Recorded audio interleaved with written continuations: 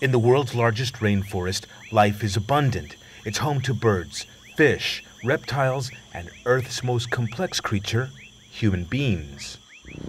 The city of Manaus. It's the second largest urban center in this rainforest and home to more than 2 million people.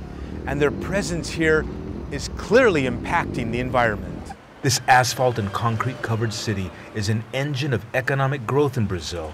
Many people get around by car and are employed in hundreds of assembly factories in Manaus's free trade zone. Here, ancient trees live alongside smokestacks, and there's an abundance of trucks delivering manufactured goods for export. This city in the middle of the Amazon offers world-class entertainment at Manaus's famous Colônia-era Opera House. It was constructed in the late 1800s when Manaus was at the center of the region's rubber boom. Rubber barons built it as an early testament to the city's growing affluence. An iron bridge crossing over one of the city's numerous creeks was designed by Gustave Eiffel, the famous architect of Paris's Eiffel Tower. Despite its current prosperity, Manaus is also home to a growing number of poor people. Many came to find work in the factories. They too are polluting the rainforest. Sidonera de Sousa is a single mother of 6 children. For 18 years, she's been living in this favela or shanty town. Her wobbly home is built on stilts to keep it above the waterline. But rising temperatures in the mountains of South America have been sending more water to this part of the Amazon. Água deu na janela da minha casa. Heavy rains are expected, and she worries that the resulting floods might bring her home crashing down into the polluted creek. Quebrou lá embaixo, está balançando muito a casa. Entendeu? Não aguenta mais uma enchente. E eu já fui lá para ver se eles agilizam a minha saída daqui, falam que é para esperar e até agora nada. Meantime, she tries to carry on with life as best she can, urging her children to do their homework and keeping them occupied any way possible. Stolen electricity powers their television set. She says life on this contaminated creek places her children in danger. Pegaram quase uma infecção grave, ficaram internados, porque muda a cor da água. Quando vem a química das fábricas do distrito, ela muda de cor, fica alaranjada. Tem umas casas caindo aí, irmão. Many here are happy to greet a local politician who's been taking steps to help the people of the favelas.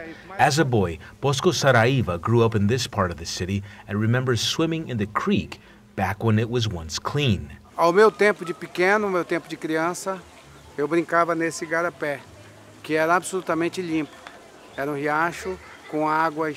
Now, as city council president, Saraiva knows that a lack of education keeps people living like this. People here are complaining that chemicals are being dumped into these waters by production industries further upstream. What does the government know about that? Muito menos pela contribuição do despejo dos dejetos do distrito industrial e muito mais pelas águas servidas. Some water treatment plants do exist, but they're unable to filter out all the human waste. As far as living standards, Bosco is focusing on a city government strategy to build 20,000 permanent homes for the people now living in these shacks. Desta condição que se vê aqui, que afeta na bacia de educandos algo em torno de 500 mil pessoas, já estamos mudando há cerca de 10 anos, trabalhando para que as moradias. Manaus is now among the top 10 contributors to Brazil's booming economy. The arrival of more people here is placing constant pressure on the need to build homes. Some are constructed legally, but many are not. The houses on this side of the street were built illegally, inside the limits of Manaus's largest natural reserve. Yet another example of how the continuous need for housing is tearing into the rainforest.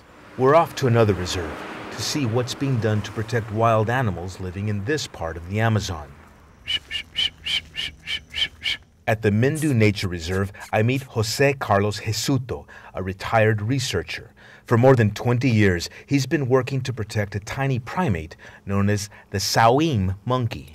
Ripe bananas are the best way to get the attention of these bat-faced monkeys. Over the years, Jesuto has developed a personal relationship with them. But as Manaus expands, he says the monkeys are being pushed out of this part of the rainforest, their natural habitat. He's urging government officials to begin educating the city's poorest people and teach them about the dangers of throwing their garbage into the already murky waters of these once pristine canals. Está o mesmo problema. Por quê? Porque a população ela não tem coragem de pegar seu saquinho de lixo, jogar na lixeira. Ela prefere jogar no garapé de que deixar dentro da. He says it's time for everyone living in this large Amazonian city to pause from their busy lifestyles and take real steps to stop polluting this important rainforest. Frank Contreras, CCTV, Manaus, Brazil.